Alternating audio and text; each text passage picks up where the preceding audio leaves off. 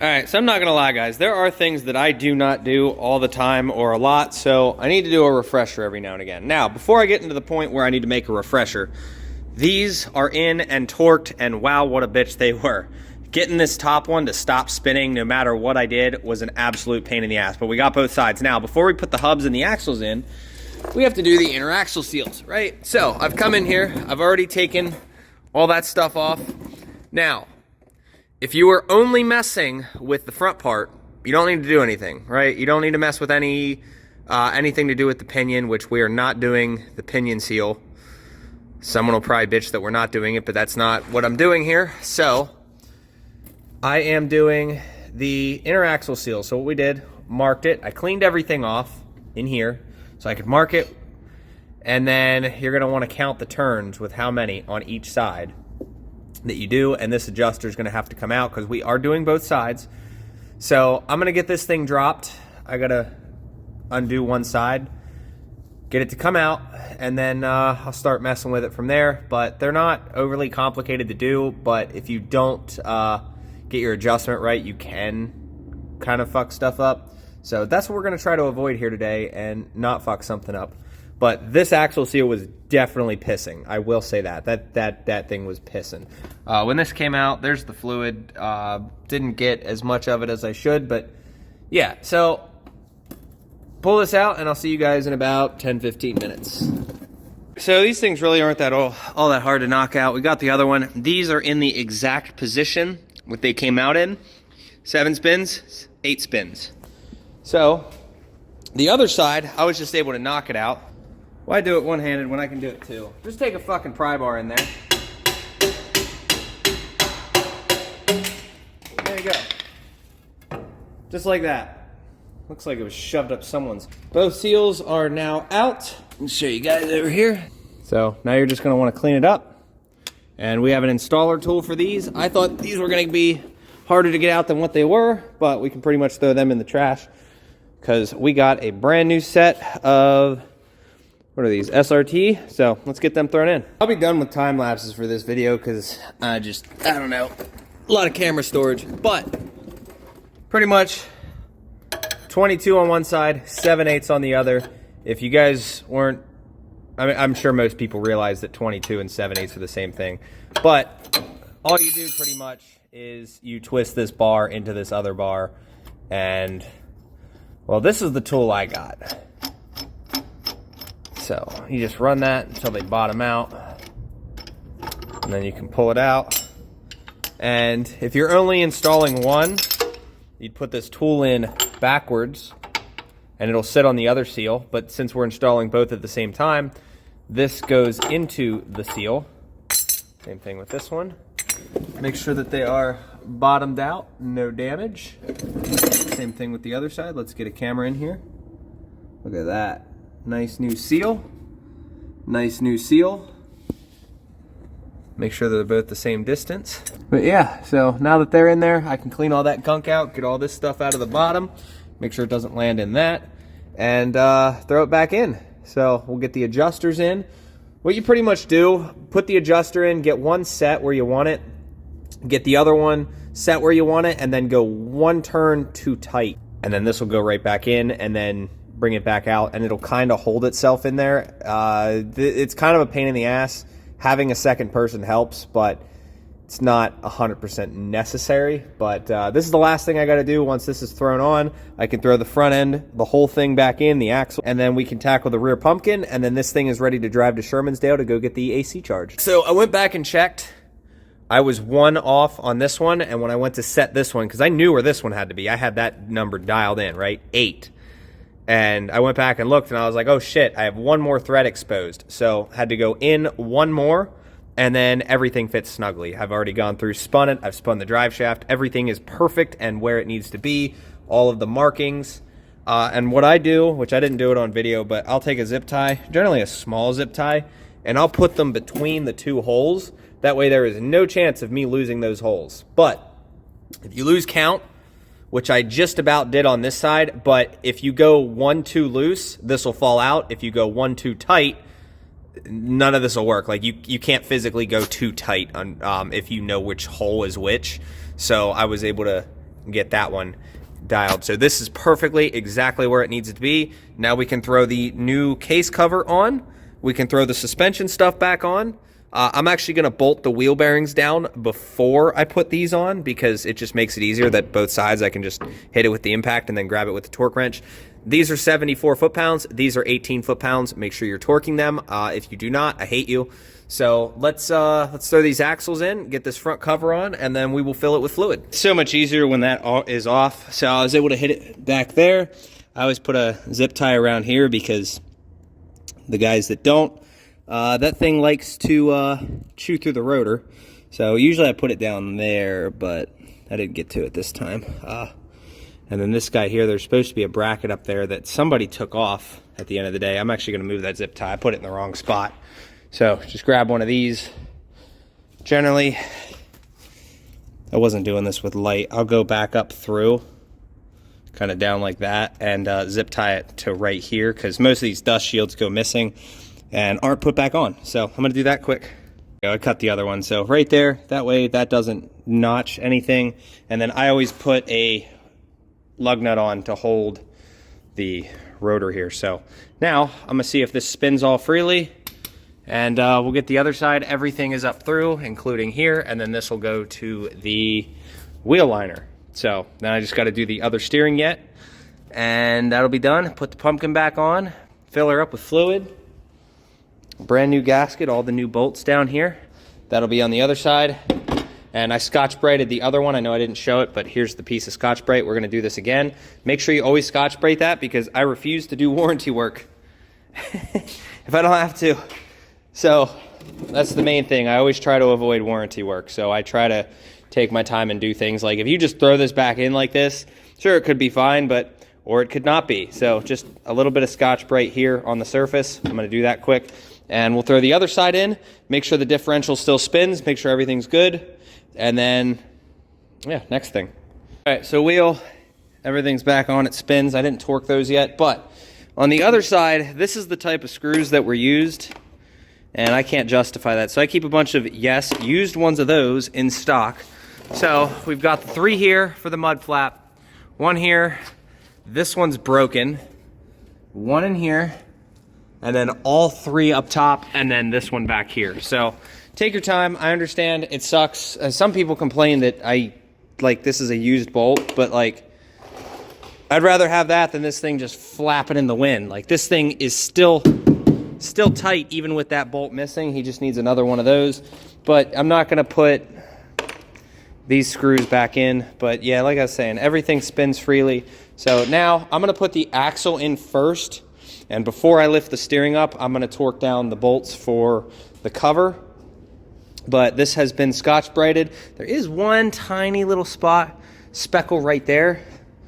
Nothing I can really do about it. Probably got eaten alive by the other seal. But we'll throw this in here. It's a lot easier on the driver's side than it is the passenger side. But yeah, while that's down, you can get to damn near all the bolts except like the top 3. So that's the best time to do it.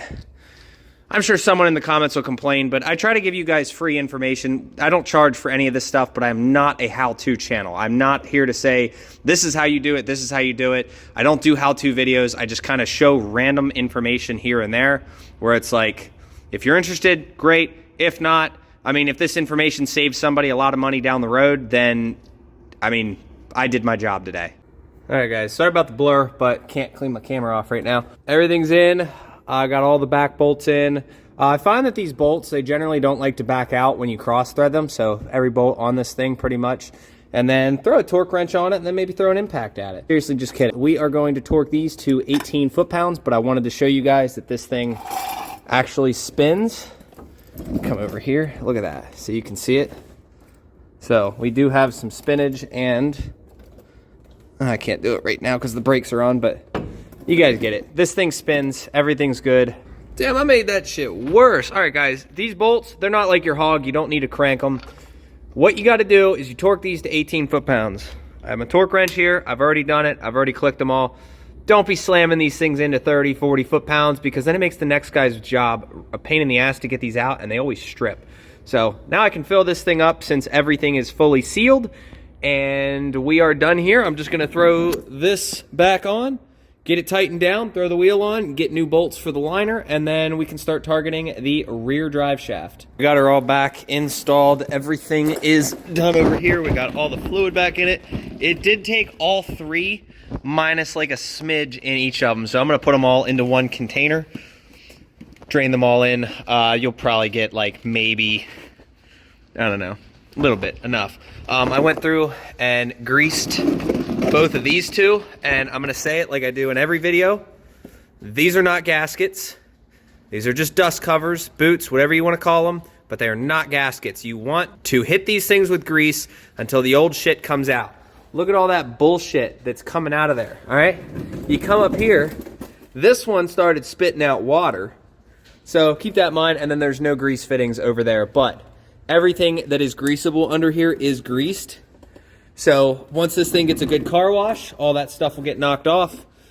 And I mean, that's pretty much where we're at. Those are all torqued. That is torqued to, I think I did like 23 or 24 foot-pounds. This is all tight. All the bolts back here are tight. That's not hitting. Now we just got to throw the liner on. Look at this. These don't go on there. So we'll figure that issue out. I got to get that screw out, and then we'll get that torqued down, and I will show you guys real quick. Well, I don't know if I'm gonna, honestly. I mean, I don't know if I'm gonna show you guys how to do the pinion. I've done enough of these in the past. They're not really all that hard. I have a tool for it. I'll see you guys in a couple minutes once this thing's driving. All right, so you guys see what I pulled out. There were so many extra ones just put on the fender, and I'm not gonna bash this guy too much, but if you're gonna put random bolts in places, so there was one here, you know what I mean, places that don't belong. This one was a bitch. Getting that out, I had to put a pry bar in there. So I got every one of them in except this one. And then down here you can see there's one actually in there. But I will say, I don't care how rotted these trucks are. This one's too far gone, so I couldn't put one in that. But leave the random bolt putting for the second gen guys. Because, like, second gen guys are weird. How do you like these old trucks, right? But I will say, third gens, second gens aside, don't like second gens, don't like fourth gens. Fourth gens are trash too. First gens, I don't know, they're kind of rickety. Don't like them either. The cool part about a third gen is as long as the frame itself doesn't physically rot out underneath the trucks, it doesn't matter how shit the body is, how shit the bed is, hell, even the drivetrain or any of that, because most people are rebuilding all that stuff anyway. But these trucks, you can replace anything you want on these. You can take a rusty cab and bed, throw a rust-free one on it for, I'm going to say less than $2,000 if you do all the work yourself. A cab, these things go for, crew cabs, generally about $5,000 to $1,000, and then beds, depending on what you want to spend, in between $500 and $2,000, depending on what you want to spend and how clean you want to make it. But that's the cool part about these trucks, is that you can literally just replace whatever you want. And if you've got a good body, you can even just build one of these trucks from scratch. You can go buy a frame, you can buy the axles, you can buy the bed, you can buy the cab, all of it. Like, that's what's sweet about these things. They're puzzles. Like, and if you don't even own one, it's like you can just literally go buy a frame and buy a cab and buy a bed and buy a drivetrain and this and that and make your own. That's what's cool about these things. I wouldn't do that with a fourth gen because those things are way too finicky. Still fighting a security light on this thing and no comms.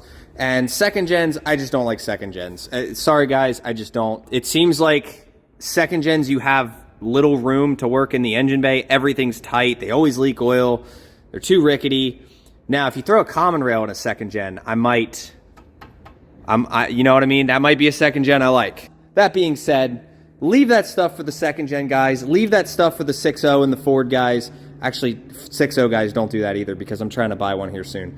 But that's my point. So now that all of the correct bolts are back in, I keep a bin up there of those specific bolts. Get that wheel on, drop this thing down, and then we'll probably... I might just leave it here and work on it here. The plan was to pull this out and bring the 6.0 in, and I cannot get the 6.0 to start. So we'll probably just do the pinion right where it's at. They're not all that hard. Bang this thing out in about 20 minutes. We got the new one in. Old one is chilling in there, all destroyed. You pretty much have to come around and just keep smacking it with a hammer till she comes out. My puller tool, this is not physically wide enough, so you kind of have to just take two bolts, oblong them and do what you can do, but it usually comes right out. Now, I'm gonna show you guys, look at that.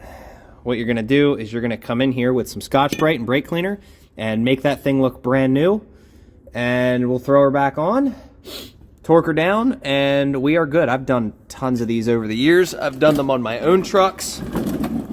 They're not that bad to do, so don't feel discouraged. Just make sure you clean it. All right, so you do not need to replace this. Look how nice and clean we got that thing. That thing is beautiful. It's not like a front main where it leaves a damn groove. So we're gonna go throw this back on, get it torqued down, and yeah, a little bit of Scotch-Brite goes a long way. Then I can clean all this stuff up, and then we are done with this thing. Other than the driving portion, he did ask me about the exhaust back here. He would like to be able to put a spare tire in it, and whoever put this exhaust on the way that they did it, I'm not going to blame them, but it doesn't clear the spare tire, so we'll do something about that in the near future. Told him I don't have time to do that until probably about Monday. Should be able to get it done before Christmas. All right, she is done. I'm gonna go get this thing warmed up. I gotta move my truck out of the way and get this pulled out. And do you guys like driving portions of these videos, like to prove the thing drives, or let's see if it starts. There you go.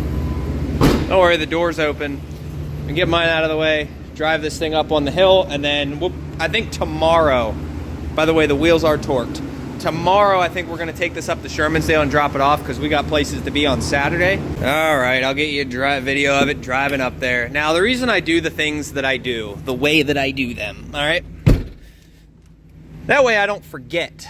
Oh, damn, this seat. Oh, that's right, I moved the seat back when we did the dash. But the way that I have everything organized, don't worry, hands just got cleaned, and we're in four-wheel. But everything should be plugged in. I don't know why we have an ABS and brake light, but let's get this thing pulled out. But the reason I have things the way that I do, like I line my parts up, that way I know that I'm not forgetting something. So that way I know that I did all the work that I needed to this thing. All right, we lost the ABS light and all the other lights, other than the check engine light. So, I guess we'll see. But I'm gonna put the windows up and let this thing sit overnight, like I was saying. And she is done. I don't know. How far into this do you guys want me to get? Like, I think that's pretty good. I'll see you guys in the next video. If you guys need anything, we're here. Like I said, doing this full time now, so there you go. I'm gonna make sure those lights turn off. So I can't always keep my dog in the shop when I'm moving a vehicle around. And I didn't want to throw her in my truck. So now I'm gonna go look for her because I guarantee you she's not in the shop. She came around and then she stopped coming. So I don't know what she did, but let's go see if we can find a dog. I don't see her down that way. That's the way we came. Let's walk around. See if she's down there. I don't see her. Let's keep going. See if we can see her and avoid these fucking water puddles. Hazel! There she is. She did go back into the shop. Good girl. Didn't follow me. Good girl. You can see just how crusty this truck was. And I vacuumed a lot of that up already. So there's a lot of crust. I came back into the shop and I'm like, where the fuck's my dog? Turns out she decided to go do some wandering of her own. She was all the way up there. Get back in your corner. You know what you did. Get over there. Get over there in your corner.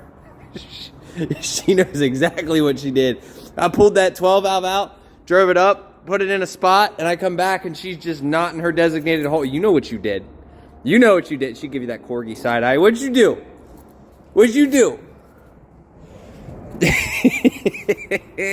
Get over here. Come here. Come here. You're okay. Come here. It's okay. It's okay. Don't do it again. I was worried about you.